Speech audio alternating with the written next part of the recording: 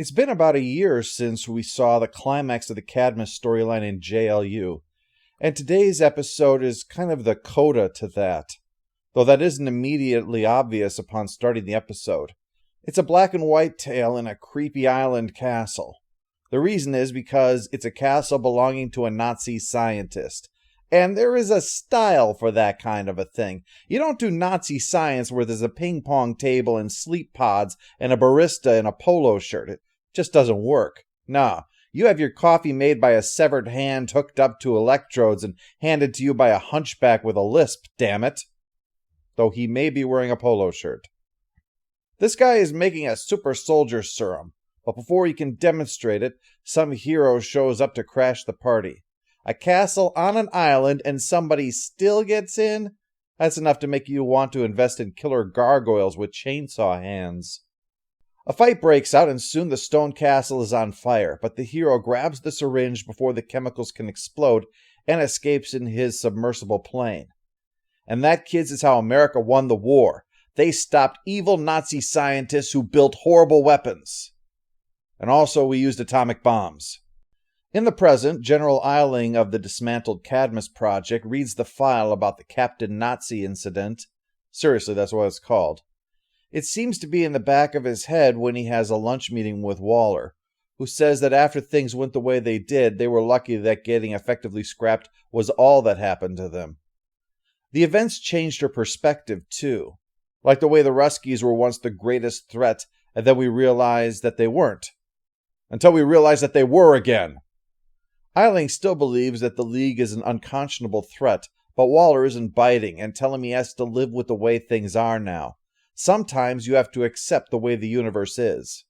This sun's going nova any day now. It's worse than we thought. We'll have to deploy twice as many fusion dampeners. Or you can use your wizard science and superpowers to just make the universe the way you like it. But with the A-list team of heroes handling the supernova problem, that means that we need the JV team to step up.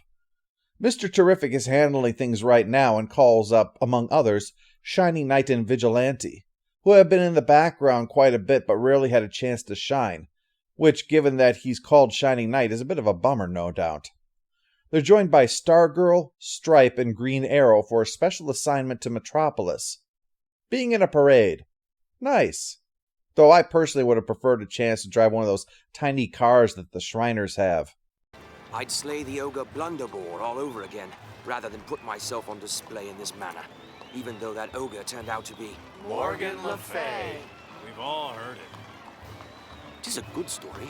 Stargirl isn't so sure she's into this either. It's a bit of ego bruising to only be worthwhile as a fill-in, and part of a group fill-in, no doubt. But Green Arrow says it's not supposed to be about them, it's about the people. Where's Superman? How come none of the good ones are here? I didn't come here to see some stupid cowboy. Not those people specifically, but people who generally aren't ungrateful. Of course, Eiling is probably feeling that way as he returns to the Cadmus facility, still stinging from Waller's words.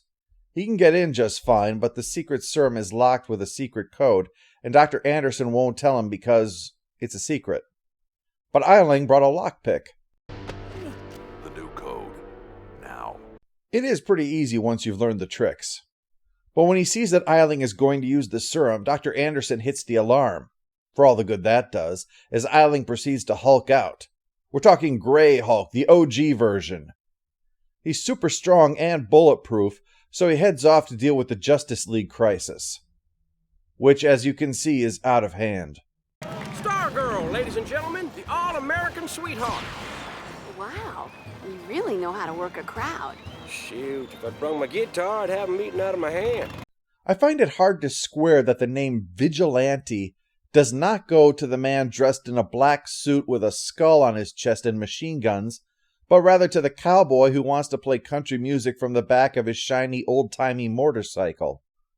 I mean, technically, if someone in the Disneyland Goofy costume were to kill a criminal, they'd be a vigilante, but it would be hard to imagine that sticking as his name.